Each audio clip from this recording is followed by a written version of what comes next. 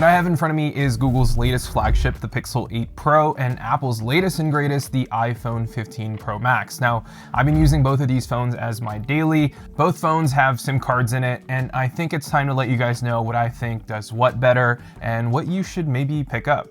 Now, I did want to start off this video by saying that if you want a more in-depth look at these two phones, I made videos on them individually, and I'll link it down below that like button. So let's kick things off with its specs. Now, both of these phones are using their own in-house processors, with the 15 Pro Max using the A17 Pro chip, which is a class-leading processor beating out any of the latest processors from Qualcomm, MediaTek, and of course, Google's own Tensor chips. Its raw performance is out of this world, and it's a beast at gaming. It's great for heavy intensive tasks. If you want to edit 4K videos, you'll be able to do that no problem. Now, the Pixel 8 Pro, on the other hand, is using the Tensor G3 processor, and in terms of raw performance, it's good, but not like super fast like the iPhone. But it is efficient and does have those AI and machine learning chops that Google is known for. Now, the Tensor G3 will also be able to multitask just fine, do some light gaming, and give you good performance day to day. But, if you push it hard enough, it could lead to throttling, and if you're in an environment where climate's a little bit too hot, this could potentially overheat. Now, the Pixel 8 Pro also has 12 gigs of RAM and up to 1 terabyte of storage, while the 15 Pro Max features 8 gigs of RAM and up to 1 terabyte of storage. Now, RAM management is different for both iOS and Android, so even though on paper the iPhone only has 8 gigs of RAM, it doesn't really need anything more than that. Although it would be nice to have more, but it's not necessary. On Android, with the Pixel 8 Pro, the more RAM the better, since there's a lot more things happening in the background. And with the way that Android operates and the thousands of different chipsets and phones that Android apps have to run on, it'll actually require more RAM for those apps to operate somewhat similarly on other phones. Now, with the iPhone, there's only one chipset maker, and that's Apple. There's only a select amount of devices with identical screen sizes, so it's a lot easier to develop apps and have a more seamless experience from one device to another. Now, I'm sure there's a better explanation about RAM management on Android somewhere on YouTube, and I'll try to link that down below.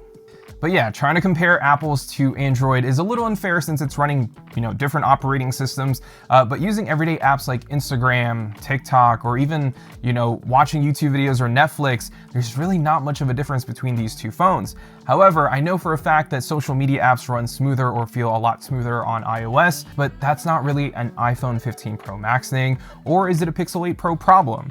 It's just something that I've noticed personally, and having both used iOS and Android for the last few years. And while Android's getting very, very close to iOS when it comes to handling videos and photos on social media, it's just not on the same level yet. But everything else, you're not gonna really notice a big difference in how these two performs and what apps they're running on a daily basis. But if you are a gamer, then you're probably gonna wanna go with the 15 Pro Max. And yeah, besides that, both phones also have a triple camera setup, which we'll dive deeper into later in the video. Now, in terms of display size, both the 15 Pro Max and Pixel 8 Pro actually have the same display at 6.7 inches. Both are OLED, but the Pixel 8 Pro has the advantage here with a much higher peak brightness at 2400 nits, while the 15 Pro Max is at a slightly lower 2000 nits, which is still very bright, but that 2400 nits on the Pixel is just ever so slightly brighter for outdoor visibility. Now, when it comes to battery, the Pixel 8 Pro packs a 5050 mAh battery, which can last me a full day with an average screen time of about 7 hours with 5G and LTE on Google Fi. And then there's the iPhone 15 Pro Max with a 4441 mAh battery, which can also last a full day, sometimes a full day and then some with like 15% the next morning. But same as the Pixel 8 Pro, it's also connected via Google Fi with a mixture of 5G LTE and on Wi-Fi. Overall, both phones can easily last a full day if you wanted to, but if you're using the cameras a ton or maybe playing a ton of games for hours on out, expect to recharge your phone midday. And charging, while not totally different, the Pixel 8 Pro can charge at 30 watts and the iPhone at 27 watts. But in terms of design and build quality, I'm a little bit torn here because I love the iPhone's flat sides with this new rounded off back. I think it's a great design overall that makes the phone a lot easier and more comfortable to hold one-handed. But I also love the design of the Pixel 8 Pro as well. Plus that camera bar on the back, it just looks so good in my opinion. I think it looks better than the iPhone's square camera bump on the back, but with the polished aluminum on the Pixel 8 Pro, with enough use, you will eventually see a ton of scratches, which you can most definitely hide if you use a skin from channel sponsor Dbrand. Now, Dbrand, if you guys didn't know, just released their new collection called X-Ray, which is available for almost all of their devices, including the Pixel 8 Pro and the iPhone 15 Pro Max. Now, I have the dark mode on the Pixel 8 Pro, and it just looks so good with this phone, and I have the light mode on the 15 Pro Max. Plus, with the skin, you can protect that polished aluminum or hide those scratches on the Pixel 8 Pro, while also making your device look unique. Now, if you do want to pick up your own set of X-Ray skins, go to dbrand.com/heymarkel or click the first link down below.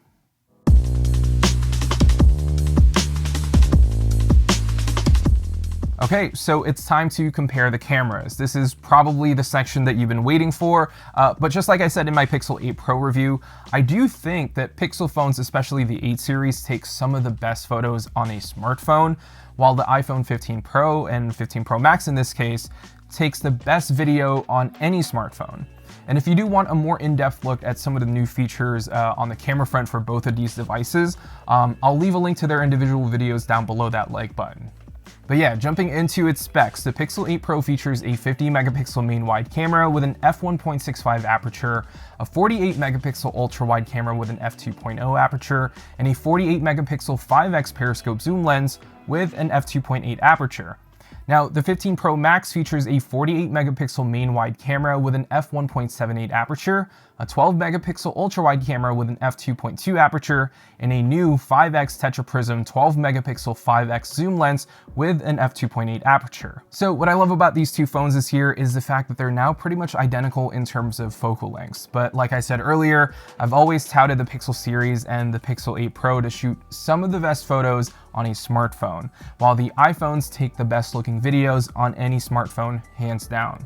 But let's talk about photos first. So from the photos that I've shot, the Pixel definitely looks more lifelike and what I see in person, and it looks more of a ready to upload, no edits type of photo, if that makes any sense. It just has the right amount of contrast, good saturation levels, and the final image just looks pleasing out of the camera. I also love that all three focal lengths are high resolution cameras, so if I ever want to shoot in a higher resolution, I'm not just limited to the main camera, but the ultra wide and 5x zoom lens can shoot 48 megapixel stills. Now, the iPhone, on the other hand, looks a little bit more dull compared directly next to a Pixel, but what this opens up is the ability to really edit and make your photos look more artistic, and you can apply more filters, I guess. There's less contrast, it's a little less sharp than the Pixel, but it still looks good. Now, for most people, they're probably not going to want to edit photos as often and just want something that they can quickly share on Instagram or send to their friends. The big advantage the main camera on the iPhone does have over the Pixel is the 24 megapixel output. Instead of outputting a 12 megapixel shot, you can get a higher resolution photo that takes up about, I don't know, maybe 2 megabytes extra on your storage, but the results are so good and it's a lot clearer. It's sort of less processed in a way, but I wish the iPhone also featured higher resolution cameras for the ultra wide and 5x lens like the Pixel, so that I can get a 24 megapixel shot instead of, the 12 megapixels that we've had for years. Now, that'll also allow us to crop and resize without losing too much quality on the ultra wide and 5x lens. But when it comes to videos, I really do believe the iPhones just do it better, especially with the new ProRes log feature on the 15 Pro series. ProRes log just takes mobile filmmaking to another level, and the fact that I can connect an external SSD and have my clips ready on an external drive to edit off of is really nice. Plus, the video quality is just so much nicer than, non-ProRes log. And what I mean by this is that there's more detail, it's less processed, so it looks like it's not shot on a phone, and I love the ability to color grade to make my footage look the way I want it to. I just feel like the videos that I've shot on Android phones recently, whether it's the Pixel 8 Pro or another flagship, dips in frame rates every now and then, and it just looks like it's shot on a smartphone. The iPhone, in my opinion, just looks so much more natural, and I love that. So yeah, when it comes to video, iPhone is king, and when it comes to photos, I still think Pixel is definitely, a top 2, top 3 contender. And yeah, that's about it for these two phones. The Pixel 8 Pro starts at $999 for 128 gigs, while the 15 Pro Max starts at $1199 for 256 gigs. Now, what I will say is that you can find some really good discounts on the Pixel 8 Pro every now and then, especially on Best Buy's website or Google's website, especially if you trade in your old phone. iPhones rarely go on sale and, expect to pay retail pricing, but if you don't really care about having blue or green bubbles, then hopefully this video helped you narrow down your decision on what phone you should ultimately get. I think both phones are really good, and whether you pick up the 15 Pro Max or, the Pixel 8 Pro, you're still gonna enjoy it. If you're not a heavy gamer and you don't do a lot of heavy intensive tasks, but you love to shoot photos, then maybe go for the Pixel 8 Pro.